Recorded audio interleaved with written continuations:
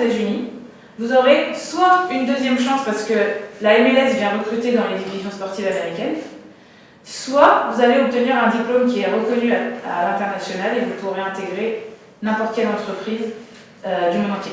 Du coup, moi je suis là vraiment pour vous expliquer le plus tôt possible qu'il existe des choses pour vous aider à construire votre carrière. Si vous êtes bon et que vous faites une bonne vidéo, vous avez des bons résultats scolaires et que le coach en université vous veut, vous allez avoir 2, 3, 4, 5 offres de bourse. Le plus important et le plus enrichissant, c'est d'avoir le choix.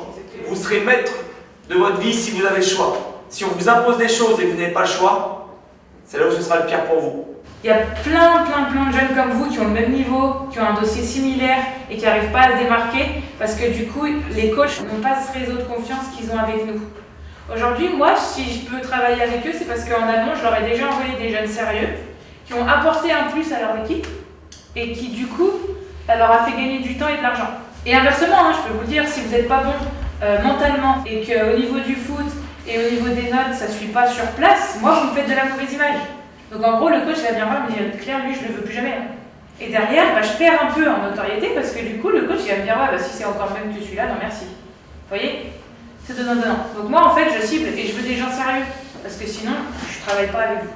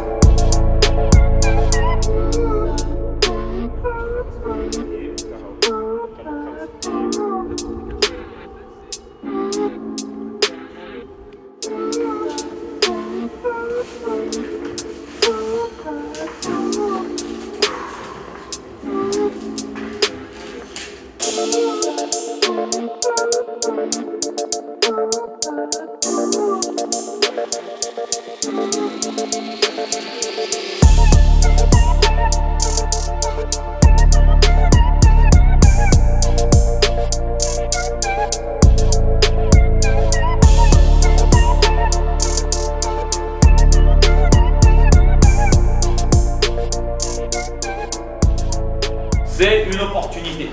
Est-ce que ça veut dire que vous devez vous mettre plus de pression? Pas du tout.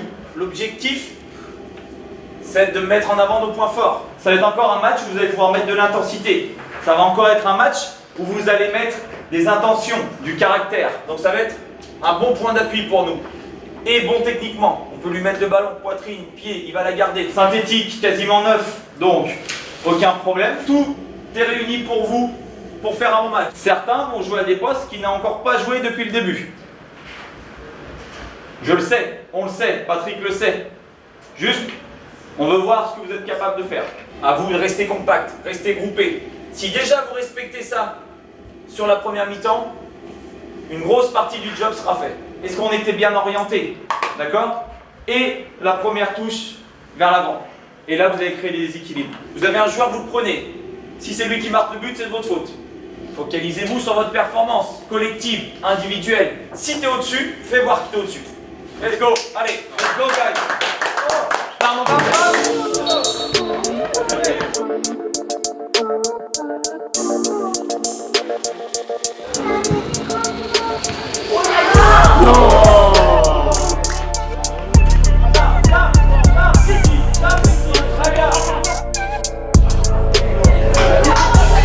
Gérez vos émotions.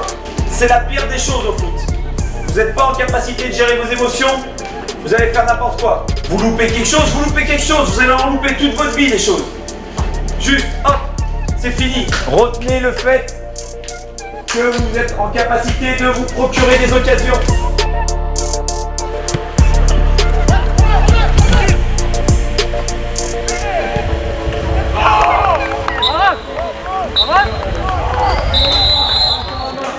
C'est ça qu'on veut jouer contre le plus haut niveau déjà pour se situer.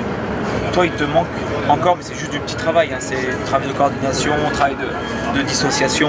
Mais une fois que tu auras ça, tu vas encore passer un palier parce que tous tes enchaînements vont pouvoir se faire plus naturellement et plus rapidement. On voit la vitesse des équipes ici, on voit comment tous ces joueurs sont capables de jouer simple et efficace.